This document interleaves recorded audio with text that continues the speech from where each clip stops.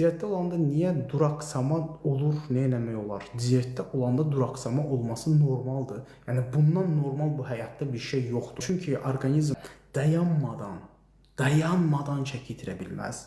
İtirə bilməz.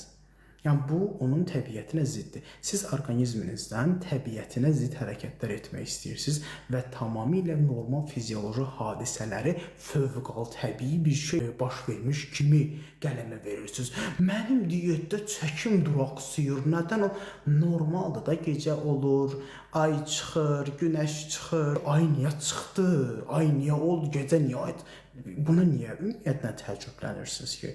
Buna sevinməlisiniz ki, şükür Allaha ki, mənim bədənim ölümə falan hazırlaşmır. Məntiq çərçivəsində yavaş-yavaş dayana lazımi, necə lazımdırsa da insan fiziologiyası, insanam mən. Şükür ki, insanam və normal insan fiziologiyasına uyğun şəkildə də yavaş-yavaş çəki verirəm. Hə, siz səbirsizlik göstərərsiniz kaprizlərinizə, orqanizm zakazla işləmir. Çox da sən istəyirsən. O qədər istə ki.